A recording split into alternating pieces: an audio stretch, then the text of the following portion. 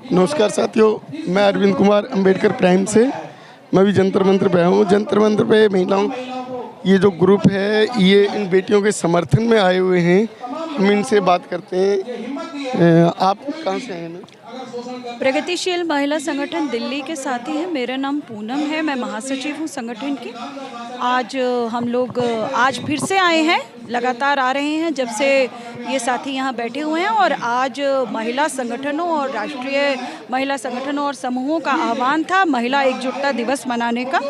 उसी सिलसिले में देश के विभिन्न महिला संगठन, विशेषकर दिल्ली के संगठन जो दिल्ली में सक्रिय हैं, उनके साथ प्रगतिशील महिला संगठन के साथी भी यहाँ पर अपनी एकजुटता को दिखाने के लिए पहुँचे हैं। और हम मांग करते हैं कि बृजभूषण सिंह को गिरफ्तार किया जाना चाहिए। हम केंद्र सरकार की कड़ी निंदा करते हैं कि एक आरोपी जिसके ऊपर धारा 354 महिला यौन उत्पीड़न के धाराओं के तहत साथ साथ पॉक्सो के तहत भी मामला दर्ज किया गया है, उसको जिस तरह से बचाया जा रहा है, जिस तरह से वो खुलेआम वो वीडियो में अपना इंटरव्यू दे रहे हैं और अब चुनौती कर रहे हैं कि 5 जून को यूपी में एक रैली करेंगे।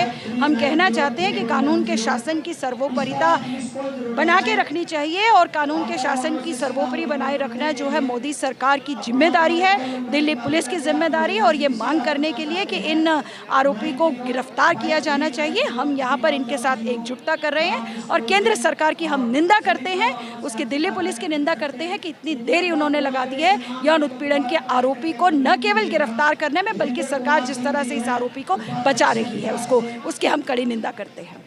मैम, लेकिन प्रधानमंत्री जी तो बेटी बचाओ का जो नारा देते हैं, बेटी पढ़ाओ का नारा देते हैं, लेकिन आप उनकी जो है निंदा कर रहे हैं। ऐसा बेटी बचाओ बेटी पढ़ाओ का नारा उनका कितना खोखला है और बेटी बचाओ की जो वास्तविकता है वो बार बार ये बता रहे हैं। आज 27वें दिन भी हम देख रहे हैं, वो असल में ये संदेश देने की चेष्टा कर रहे हैं कि बेटियों को आप बचाइए, जनता बचाए बेटियों को, जनता बचाए बेटियों को, जनता बचाए बेटियों को कि वो बाहुबलियों से, जनता बचाए बेटियों को बड़े बड़े माफियाओं से, क्योंकि सरकार तो जो है माफियाओं और बाहुबलियों को बचाएगी।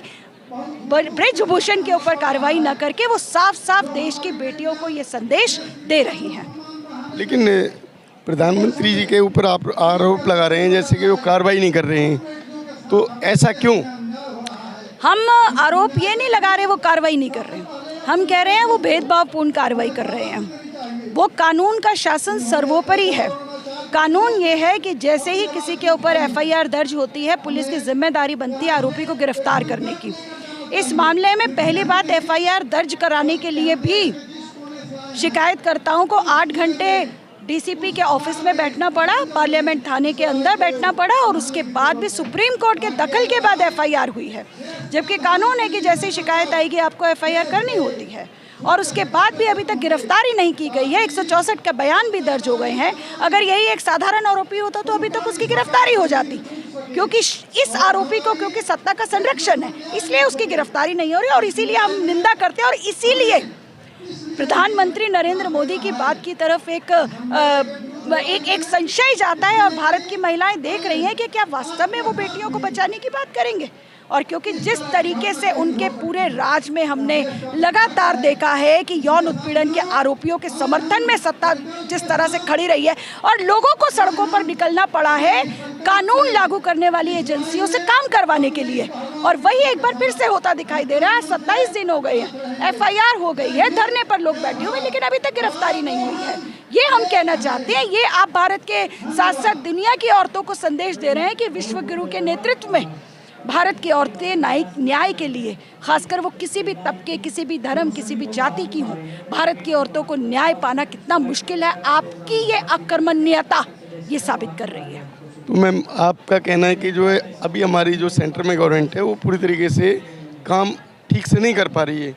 बिल्कुल, महिलाओं के लिए तो बिल्कुल नहीं कर रही है। आरोपियों को वो संरक्षण दे रही है, खासकर यौन उत्पीड़न के जो कार्यस्थलों पर यौन उत्पीड़न के आरोपियों को लगातार वो संरक्षण दे रही है। और उसके पहले भी यौन उत्पीड़न के आरोपी, अगर वो उनको सत्ता में बैठे हुए लोगों का संरक्षण होता है, अगर वो एमपी एमएलए होते हैं तो उनको बचाया जाता है। ये हमने पीछे भी देखा और एक बार फिर से साबित हो रहा है। तो अभी तो हमारे देश में जो हिंदू मुस्लिम का मेन मुद्दा चलता रहा है, उसके तहत बीजेपी को जो पूरा समर्थन मिल रहा है, तो आप जो है क्या इस तरीके से समर्थन? हमें नहीं लगता बीजेपी को कोई समर्थन मिल रहा है। बात ये है कि लोग जो हैं मतलब 31% के बाद कोई आप पूरा समर्थन नहीं कह सकते। और दूसरी बात, हम सिर्फ इतनी बात कहते हैं कि कानून के शासन को लागू करना दिल्ली पुलिस की जिम्मेदारी है और बृजभूषण को अभी तक गिरफ्तार नहीं किया गया। ये पूरा संशय आपकी तरफ बार बार खड़ा करता है।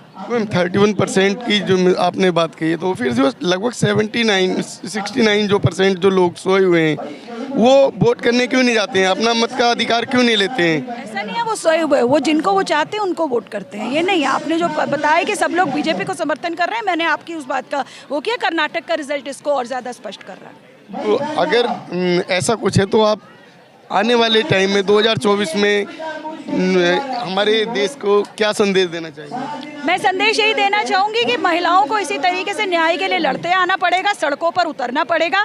कानून लागू करवाने की लड़ाई और कानून लिखवाने की दो अलग अलग लड़ाइयों को लड़ना पड़ेगा। और वही चुनौती, सरकारें बदल जाती है मगर औरतों के सामने वही चुनौती रहती है। 2014 में ये सरकार ये कहकर आई थी बहुत हुआ नारी पे वार, अब की बार मोदी सरकार और इनके राज में हम देख रहे हैं नारी पे वार लगातार बढ़ता जा रहा है। और इस सरकार के कानून लागू करने वाली एजेंसियों को भी हिलाने के लिए बहुत मेहनत करनी पड़ती है, बहुत कष्ट औरतों को झेलना पड़ रहा है। ये उदाहरण एक बार फिर से साबित कर रहा है कि आपको नारियों पर वार से कोई मतलब नहीं है, आप केवल आरोपियों को बचाने में लगे रहेंगे। तो आपकी नारियां जो है क्यों नहीं पूरी तरीके से जो है इलेक्शन में उतर के आती हैं? क्योंकि उनका अगर प्रतिनिधित्व पूरी तरीके से होगा तभी तो आप लोग न्याय के लिए मांग कर सकेंगे। हमारा काम है न्याय के लिए सड़कों पे उतरना। केवल चुनाव लड़ना एकमात्र तरीका नहीं होता है। न्याय लागू करने वाली, कानून लागू करने वाली एजेंसियों से काम करवाना और उसके लिए संघर्ष करना, उसके लिए देश की औरतें लगातार संघर्ष कर रही हैं।